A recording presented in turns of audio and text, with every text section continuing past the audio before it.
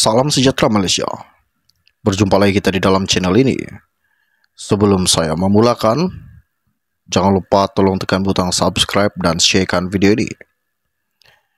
Salah satu isu yang tergempar yang saya dapat dari Malaysia kini baru-baru ini, di mana Dr. Mahathir Mohamad kini diwakili oleh peguam kerajaan dalam tuntutan mahkamah yang mendakwa Perdana Menteri ketika itu memaksa usahawan Halim Saad menyerahkan pegangan kawalannya dalam firma bermasalah Renong Berhad pada 2001. Jabatan Peguam Negara AGC semalam telah menfailkan kehadiran di Mahkamah Tinggi Shah Alam mewakili Dr. Mahathir serta dua lagi defendant dalam saman berkenaan, iaitu bekas Menteri Kewangan 2 Nur Muhammad Yaakob dan Kerajaan Persekutuan.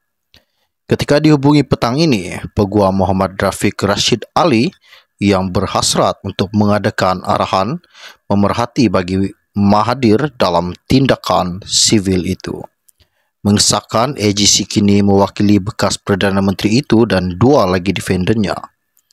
AGC mewakili Mahathir kerana insiden yang didakwa berlaku pada 2001 semasa dia menjadi Perdana Menteri, katanya Rafiq sambil menjelaskan bahawa dakwaan saman itu berkaitan dengan jawatan Perdana Menteri ketika itu. Peguam persendirian itu menambah bahawa AGC juga mewakili Nur Muhammad Yaakob kerana dakwaan itu dikaitkan dengan kapasiti rasminya ketika itu dalam kerajaan. Katanya, saya akan adakan arahan memerhati untuk Mahathir bagi memastikan kepentingan peribadi dan sulitnya dilindungi, katanya Rafiq. Pada 2 Ogos lalu, Halim juga telah menfailkan saman sivil berhubung dakwaan peranan ketiga-tiga defendant dalam melucutkan hak plaintiff sebagai pemegang saham yang mengawal syarikat Renong. Menerusi penyataan tuntutan, Halim mendakwa bahawa ini dilakukan berdasarkan kuasa Khazanah Nasional Berhad yang melaksanakan pengambil alihan UEM Malaysia Berhad atas arahan kerajaan sebagai sebahagian daripada pemulihan wajib antara Julai dan Oktober 2001. Halim juga mendakwa pengambil alihan itu membabitkan 372 juta saham dalam Renong dan Mahathir serta Nur Muhammad adalah penggerak utama pengambil alihan tersebut. Plaintiff berhujah bahawa saham Renong itu adalah miliknya dan bukan kepunyaan UMNO, serta pada masa itu juga syarikat berkenaan memegang 37.92% kepentingan dalam UEM. Usahawan veteran itu menegaskan bahawa dia berhasrat untuk membuat tawaran awam kepada UEM sama ada melalui Renong atau bersama dengan Renong untuk mengambilnya secara peribadi sebagai anak syarikat Renong.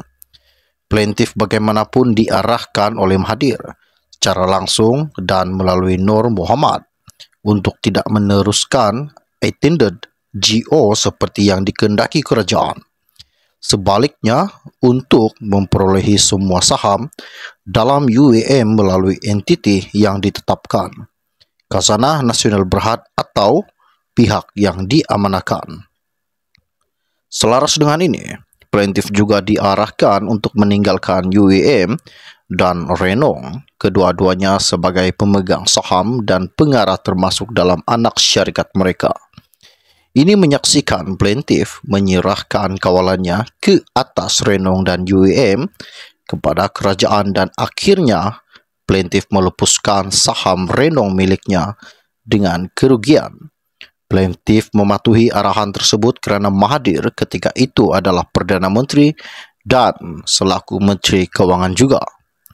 Hasilnya, Khazanah memperolehi semua saham dalam UEM melalui anak syarikatnya, Syarikat Dahan Syaham Sendirian Berhad, sekaligus menguasai UEM yang pada masa itu memegang 32.6% dalam Renong. Dengan cara ini, kerajaan memperoleh UAM dan secara tidak langsung serta mendapat kawalan dan pemilikan tidak langsung dalam kumpulan renong.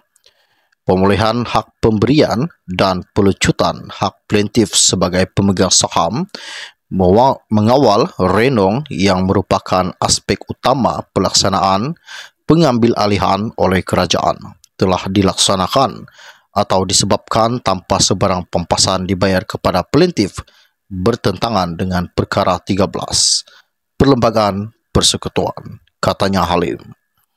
Ini adalah isu yang amat-amat jelas dan amat-amat menggemparkan. Adakah Tun Dr. Mahathir ini terlibat dalam kes pengubahan wang haram? Jangan lupa tinggalkan komen anda. Oke, setakat di channel podcast dari saya untuk anda. Kita akan berjumpa lagi. Salam kenal dan salam jumpa. Bye-bye.